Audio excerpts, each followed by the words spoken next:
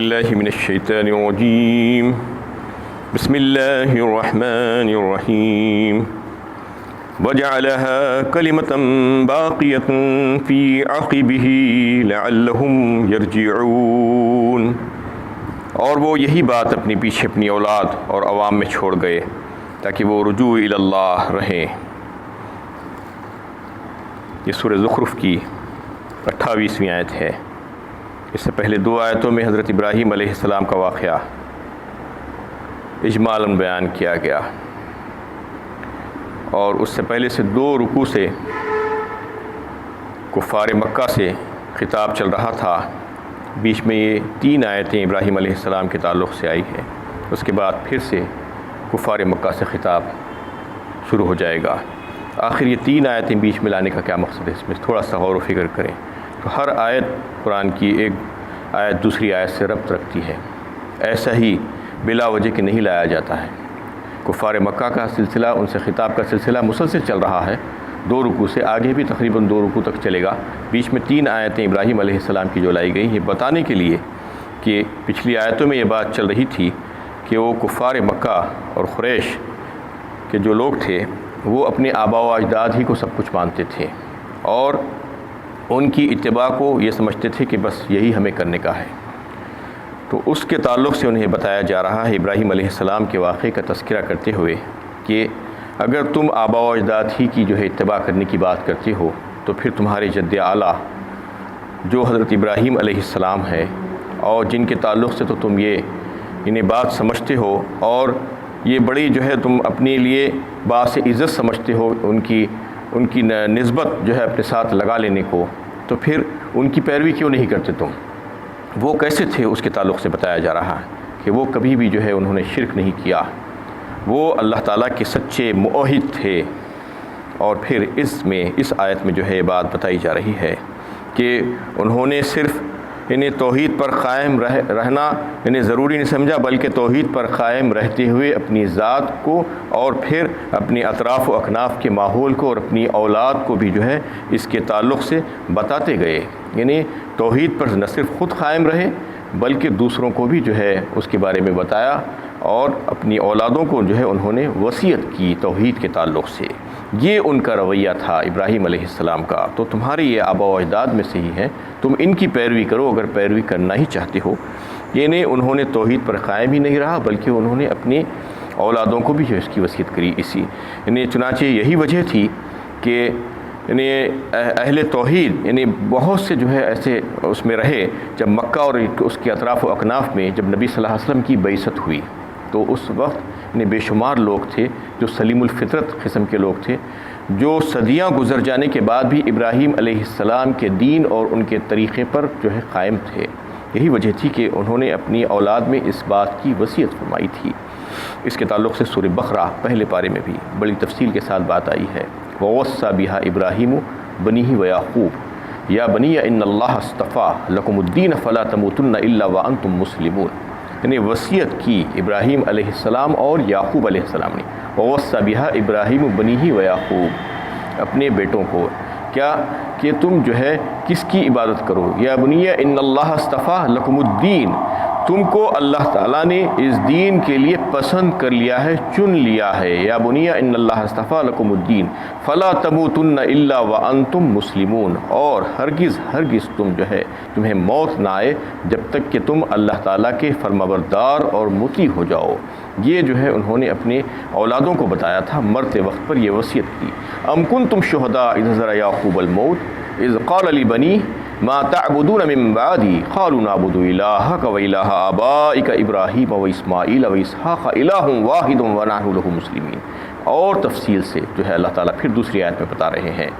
کیا تم اس وقت موجود تھے جب یعقوب علیہ السلام کا انتقال ہو رہا تھا، وہ وفات پا رہے تھے؟ اللہ تعالیٰ سوال کر رہے ہیں نبی صلی اللہ علیہ وسلم، ام کنتم شہداء اذ حضر یعقوب الموت اذ قال لبنی، جب پھر انہوں نے جو ہے جو وصیت کی، مرتے وقت کی وصیت اپنی اولادوں کو، کہ ان سے پوچھا کہ میرے بعد تم کس کی عبادت کرو گے. یہ وصیت کر رہے ہیں، یہ نبی ہیں اور جو ہے اپنے اولادوں کو، اور پوچھ رہے ہیں کہ میرے بعد تم کس کی عبادت کرو گے. تو بچے پورے جو ہے اولاد ان کی کہہ رہی ہے کہ اس خدا کی جس پر آپ ایمان لائے اور جس کی آپ عبادت کرتے ہیں، اور جس کے ابراہیم اور اسماعیل اور اسحاق علیہ السلام نے جو ہے عبادت کی ہے، اور جس کے خدا جو ان لوگوں کے جو خدا ہے انہی کی عبادت، الہ واحد کی عبادت ہم کریں گے اور ہم اس کے فرما برداروں میں سے ہے. یہ بات بچوں نے بتائی، یہ نبیوں کی تعلیمات تھی. یہ وصیت وہ لوگ جو ہے مرتے وقت یہ وصیت کیا کرتے تھے اپنے بچوں کو، اور اپنے بچوں کے دین کی اصلاح کے تعلق سے بڑے فکر مند رہتے تھے. آج دیکھیے کوئی مر رہا ہے تو وصیت کس بات کی کرتا ہے؟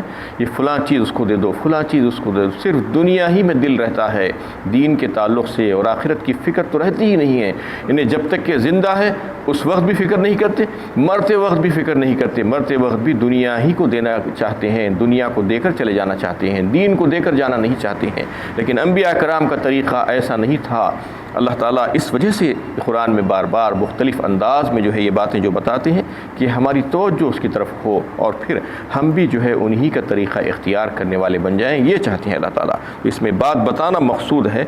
کہ ہمیں جو ہے ہمارے اوپر اللہ تعالیٰ نے یہ ذمہ داری ڈالی ہے کہ ہماری اولاد کے سلسلے میں ہم ان کو صحیح دین کی طرف رہنمائی کریں اور ان کی جو ہے وصیت کریں اس سلسلے میں. یہ جو ہے نبیوں کا طریقہ تھا، اور یہ ذمہ داری، یہ فرائض ان کے جو ہے ان کے فرائض میں شامل کر دیا ہے اللہ تعالیٰ نے ماں باپ کے، کہ اپنی اولاد کی تربیت کریں، صحیح دین کی طرف ان کی رہنمائی کریں، اور جس طریقے سے بھی ہو سکتا ہے ان کے اعمال اور ان کے اخلاق کو جو ہے سنوارنے کی کوشش کریں. جہاں جیسی ضرورت ہو وہاں اس طریقے سے جو ہے اس طریقے کو اپنایا جائے. اور سب سے اچھا اور آسان اور بہترین اور کارگر نسخہ تو سب سے پہلے تو یہ ہے کہ اپنے اولاد کی اصلاح کے سلسلے میں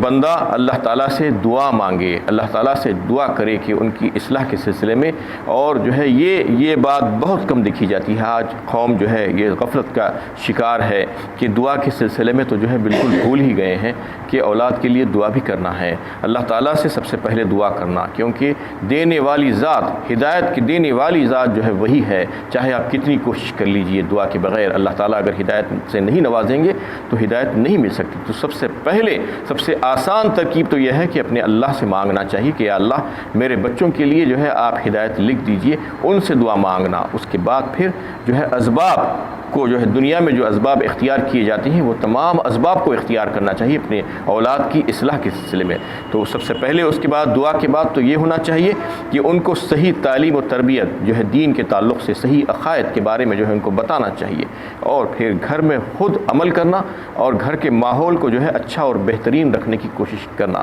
پھر اطراف و اکناف کا جو ماحول ہو، جو صحبت جو رہتی ہے جو بچوں کی، وہ صحبت کے بارے میں جو ہے معلومات حاصل کرنا کہ محلے میں، بازار میں اور اسکول اور کالج میں جو ہے بچوں کی صحبت کیسی ہے، وہ کس کے ساتھ اٹھتے بیٹھتے ہیں. اچھی صحبت ان کو جو ہے دینے کی کوشش کرنا، بری صحبتوں سے ان کو روکنے کی کوشش کرنا. یہ جو ہے کچھ کوششیں ہیں اس سلسلے میں کرنے کی. اور پھر جو ہے ان پر نگرانی رکھنا، یعنی صرف یہ کر کے چھوڑ نہیں دینا بلکہ ان پر مسلسل نگرانی رکھنا کہ وہ کیا کر رہے ہیں، کہاں جا رہے ہیں، ان کے ویئر اباؤٹس کیا ہیں، ان کے اوقات کیا ہیں. اور پھر سب سے بڑی برائی آج زمانے کی جو ہے جو لیٹسٹ جو ٹیکنالوجی ہے وہ تو جو ہے تباہی مچا رہی ہے. جتنے اس کے فائدے ہیں اس سے زیادہ اس کے نقصانات ہیں. آج دیکھیے کہ ہر ہاتھ میں ایک موبائل فون ہے، اور انٹرنیٹ، ٹی وی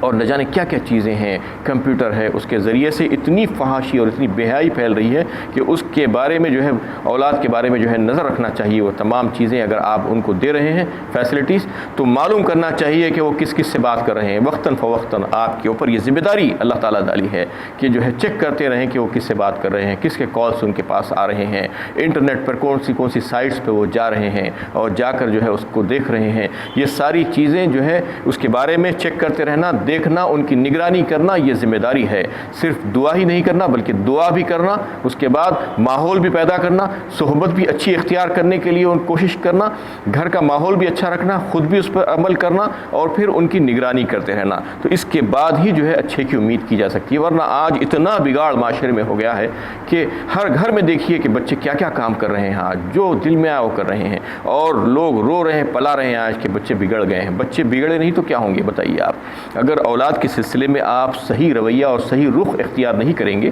جیسا کہ انبیاء کرام نے جو ہے کیا تھا، یہ ہمارے لیے ہدایت ہیں، اللہ تعالیٰ جو ہدایت دے رہے ہیں ہمیں اپنی اولاد کے سلسلے میں۔ ایک چھوٹی سی آیت ہے لیکن اس میں بہت بڑی وسیع ہدایتیں موجود ہیں، اس کو سمجھنے کی ضرورت ہے۔ وَجَعَلَهَا كَلِمَةً بَاقِيَةً فِي عَقِبِهِ لَعَلَّهُمْ يَرْجِعُونَ، پیچھے چھوڑ کر گئے ہیں وہ جو ہے ایسے کلمات اور ایسی باتیں اپنی اولادوں میں کہ اس سے جو ہے تاکہ وہ اللہ تعالیٰ کی طرف رجوع رہیں، اللہ تعالیٰ کی ہی عبادت کریں اور شرک سے بچے رہیں۔ یہ جو ہے تعلیمات تھی نبیوں کی، ہم کو بھی جو ہے اس کے نقش قدم پر چل کر ایسی ہی کوششیں کرنا چاہیے۔ بل متعت هؤلاء وآباؤهم حتى جاءهم الحق ورسول مبین۔ واقعہ یہ ہے کہ میں ان کفار کو اور ان کے آباء و اجداد کو دنیا سے متمتع ہونے کا موقع دیتا رہا یہاں تک کہ ان کے پاس حق آ گیا اور کھول کھول کر بیان کرنے والا رسول بھی آ پہنچا۔ وَلَمَّا جَاءَهُمُ الْحَقُّ قَالُوا هَذَا سِحْرٌ وَإِنَّا بِهِ كَافِرُونَ، اور جب ان کے پاس قرآن پہنچا تو انہوں نے کہا کہ یہ تو جادو ہے، ہم اس کو نہیں مانتے۔ یعنی اللہ تعالیٰ پھر سے فرما رہے ہیں جیسا کہ پچھلی آیتوں میں بات آئی تھی، جو خوشحال لوگ ہوتے ہیں جن کو اللہ تعالیٰ خوب نواز کر رکھتے ہیں مال و دولت سے اور دیگر نعمتوں سے، وہی شرارت کرتے ہیں، وہی زیادہ سرکشی کرتے ہیں بالمقابل ان لوگوں کے جو غریب ہوتے ہیں۔ غریب آدمی جو کمزور آدمی ہوتا ہے وہ بات کو سننے سمجھنے کے لیے تیار رہتا ہے، لیکن جو دولت مند ہو جاتا ہے تو دولت کے نشے میں وہ بات سننا نہیں چاہتا، وہ سمجھنا نہیں چاہتا، وہ یہ سمجھتا ہے کہ میں بہت بڑا ہوں، مجھے سب کچھ معلوم ہے۔ تو اللہ تعالیٰ فرما رہے ہیں یہ اس وجہ سے ہوا تھا کہ ہم نے ان کو دنیا سے متمتع ہونے کا موقع عطا فرمایا تھا، ان کو اور ان کے آباء و اجداد کو، اس وجہ سے یہ اس طریقے سے گمراہ ہو گئے اور سرکش ہو گئے۔ جاءهم الحق ورسول مبین، جبکہ ان کے پاس حق لے کر کتاب آ گئی ایک، یعنی قرآن کریم جو سب سے زیادہ حق ہے دنیا کی کتاب اور ہدایت کے لیے کافی، اور پھر رسول آ گئے مبین، یعنی وہ رسول جو کھول کھول کر ان کو احکامات پہنچانے والے تھے، اس کے باوجود انہوں نے ان کی باتوں کو ماننے سے انکار کیا اور یہ کہنے لگے حق کو دیکھ کر کہ یہ جادو ہے اور اس کو ماننے سے ہم انکار کرتے ہیں۔ وَقَالُوا لَوْلَا نُزِّلَ هَذَا الْقُرْآنُ عَلَى رَجُلٍ مِّنَ الْقَرْيَتَيْنِ عَظِيمٍ،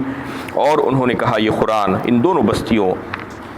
میں رہنے والوں میں سے کسی بڑے آدمی پر کیوں نازل نہیں کیا گیا۔ اور پھر نبی صلی اللہ علیہ وسلم کی نبوت پر شک و شبہ کیا اور آپ صلی اللہ علیہ وسلم کی رسالت کو ماننے سے انکار کیا، اور یہ کہنے لگے کہ یہ کیسا ہو سکتا ہے، ہم کیسے مانیں؟ ایک انسان جو ہمارے ساتھ پلا بڑا ہے وہ آج اٹھ کر یہ دعویٰ کر رہا ہے کہ میں اللہ کا نبی ہوں، پیغمبر ہوں، ہم اس بات کو نہیں مان سکتے کیونکہ وہ بھی ہمارے جیسا ایک انسان ہے، کھاتا پیتا ہے ہماری طرح سے اور بازاروں میں گھومتا پھرتا ہے،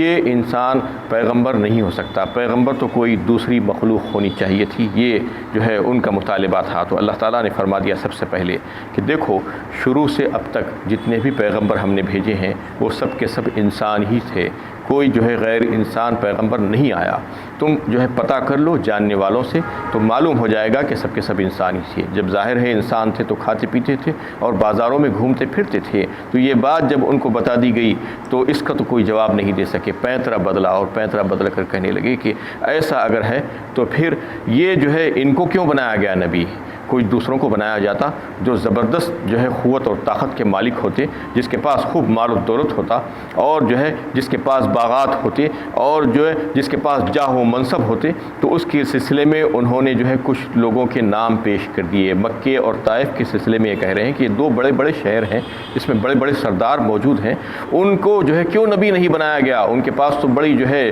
مال اور جاہ و منصب تھی، ان کی بات لوگ سن سکتے تھے، ان کو نبی بنایا جانا تھا۔ یہ انتہائی غریب آدمی اور جو ہے یہ یتیم اور یسیر، ان کو جو ہے نبی بنا کر کیا ملنے والا ہے، یہ اللہ تعالیٰ سے سوال کر رہے ہیں۔ یعنی آج بھی دنیا میں کیا ہوتا ہے کہ لوگ کسی کے مال و دولت کو دیکھ کر اتنا متاثر ہوتے ہیں کہ یہ سمجھتے ہیں کہ وہی سب سے بڑا آدمی ہے، وہی سب سے عقل مند ہے اور سمجھدار اور قابل ہے، جبکہ دولت کا آ جانا کوئی عقل مندی کی سمجھداری کی علامت بالکل بھی نہیں ہے۔ اللہ تعالیٰ جس کو چاہتے ہیں دولت سے نواز دیتے ہیں۔ آگے اسی تعلق سے جو ہے بات آنے والی ہے انشاءاللہ، اس پہ گفتگو ہوگی کہ دولت کی تقسیم اللہ تعالیٰ کیسا کرتے ہیں، اور جو ہے دیگر جو رزق کی جو تقسیم اللہ تعالیٰ کرتے ہیں۔ تو دنیا میں جو ہے لوگوں کا معیار یہی ہے آج بھی، اور اس وقت بھی یہی معیار تھا۔ یعنی کسی کو کمزور دیکھتے ہیں تو اس پر جو ہے دل نہیں آتا اور اس کے تعلق سے ماننے کے لیے تیار نہیں ہوتے، اور کسی کو مالدار دیکھ لیتے ہیں تو اس کے پیچھے پیچھے جاتے ہیں اور یہ سمجھتے ہیں کہ بڑا عقل مند اور سمجھدار آدمی ہے۔ تو ایسا ہی انہوں نے جو ہے نبوت کے سلسلے میں بھی سمجھا تھا، اور جو ہے ولید بن مغیرہ کا نام لیا اور عتبہ بن ربیعہ کا نام لیا جو مکے کے بڑے بڑے سردار تھے، اور طائف کے کچھ سرداروں کے نام لیے، عروہ بن مسعود ثقفی کے اس قسم کے جو ہے دوسرے تمام بہت سے لوگوں کا انہوں نے نام لیا کہ ان کو نبی بنا دینا چاہیے تھا۔ ان کو چھوڑ کر جو ہے نبی صلی اللہ علیہ وسلم کو جو ہے جو نبوت دی گئی وہ ہمارے حساب سے جو ہے نبوت صحیح نہیں ہے، یہ کہنے لگے۔ اللہ اعلم حیث یجعل رسالتہ، سورہ انعام 8ویں پارے میں اللہ تعالیٰ فرماتی ہیں کہ اللہ تعالیٰ بہت بہتر خوب جانتے ہیں کہ اپنی پیغمبری کہاں پر رکھیں۔ تمہیں اس کے بارے میں بات کرنے کی ضرورت نہیں ہے، تمہیں اختیار نہیں دیا گیا ہے، اور نہ جو ہے تمہیں اس کا حق پہنچتا ہے کہ اللہ تعالیٰ تم سے رائے مشورہ کریں۔ تم کو جو ہے اس کا پابند نہیں بنایا گیا ہے، اور نہ ہی تم کو جو ہے نبوت کی تقسیم کی ذمہ داری تمہارے سپرد کی گئی ہے، بلکہ نبوت کی تقسیم کی جو ہے ایک عظیم ذمہ داری ہے، اور عظیم مصلحتوں کے تحت اللہ تعالیٰ اس کو انجام دیتے ہیں، اور تمہاری عقل اور شعور، تمہارا وجود، تمہاری حیثیت تو اس قابل ہے ہی نہیں کہ اس کے بارے میں جو ہے تمہیں وہ کام تمہارے سپرد کیا جائے، اور وہ تو بہت بڑا اور عظیم کام ہے، بڑا اعلیٰ کام ہے۔ اس سے جو دیگر جو چھوٹے چھوٹے کام ہیں وہ کام بھی تمہارے سپرد نہیں کیے جا سکتے، جیسا کہ لوگوں میں جو ہے معیشت کی تقسیم اور سامان معیشت کی تقسیم جو آگے کی آیت میں بات آ رہی ہے کہ وہ بھی تمہارے ذمے ہم نے نہیں کیا ہے، بلکہ اس کو بھی ہم نے اپنے ہی ہاتھ میں رکھا ہے، کیونکہ ہمیں پتہ تھا کہ اگر وہ ہم تمہارے ذمے کر دیں گے، تمہارے ہاتھوں میں دے دیں گے لوگوں میں معیشت کی تقسیم، تو ایک دن بھی تم اس کا نظام دنیا میں اچھی طریقے سے نہیں چلا سکو گے، اور سارا نظام برہم درہم ہو جائے گا۔ اس وجہ سے ہم نے وہ سارے کام اپنے ہاتھ میں رکھ لیے۔ نبوت کی تقسیم تو بہت بڑی تقسیم ہے، بہت عظیم ہے۔ ہم کو پتہ ہے کہ کس کے تعلق سے جو ہے کس کو نبوت کے فرض پہ جو ہے رکھنا ہے اور کس کو نبی بنانا ہے، یہ جو ہے تمہیں ڈیسائیڈ کرنے کی ضرورت نہیں ہے، تمہیں اس کا حق نہیں پہنچتا۔ وآخر دعوانا ان الحمد للہ رب العالمین۔